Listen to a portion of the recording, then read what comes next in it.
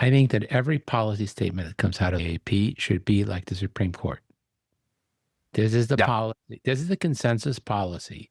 And then there should be someone should always disagree and write a dissenting opinion.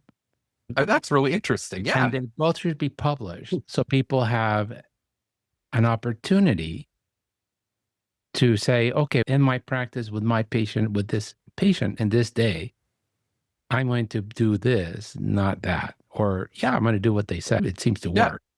But it Well, would be so wonderful if everything we did in science came along with a dissenting opinion, a respectful one that yeah, says, this is why I dissent. It doesn't mean that they're wrong. It doesn't mean that they're right. evil.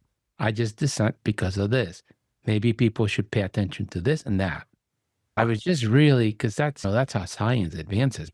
When we have Right. dissenting voices, and sometimes the dissenting voices are nuts. Exactly. The first Yes. person, who was the first person that said that the Earth wasn't flat, and he almost got hung? Right? Yep. But he was Well, right.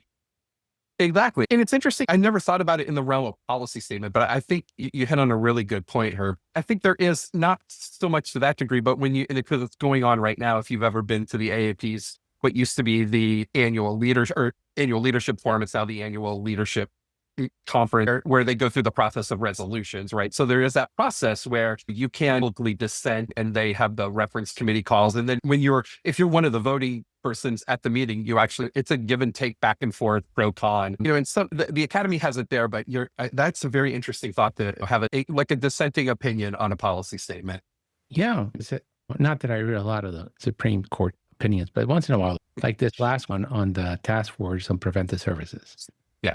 And it was interesting to how they go through it. And they're like, we're not saying they're bad people. We're not saying that this or that. We're just telling you the Constitution says this and that. And this is what it is. And the HHS secretary has the right to fire and hire at will. And Yep. that's the end of the story. You might not like it, but that's what the Constitution says. Sure. They don't say it like this because I'm too blunt and I'm not. Right. But they basically say, if you don't like what the HHS secretary did, ask your congressman to impeach him. That's what's in the Constitution. And then vote the current administration out. That's the solution. Yep. Exactly. But I like that. This is what we're thinking. This is why we came to this conclusion. And we know that not everybody's going to be happy and we're not going to always be right. I have some differences with the Leadership Council now, but I won't mention them on air. Fair enough. Now, you also do a lot of research in the office. Yeah. Why are you involved in research?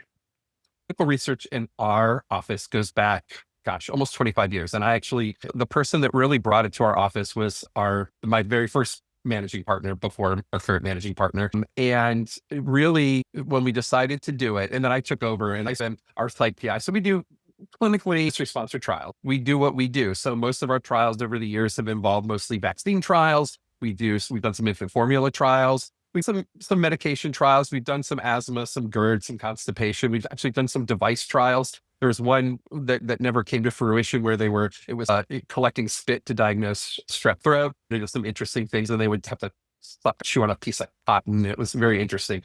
But I think we really ended up getting into research for a couple of reasons. Number one, I think it's an opportunity to really help our patients, especially when you're doing a treatment study, that you can maybe offer them a treatment that they would not currently have available in another setting. I do think, and boy, it's never been more obvious than right now, but we need to keep advancing science, right? So I think we feel strongly that this is how science works, right? They're developing new products, testing them and advancing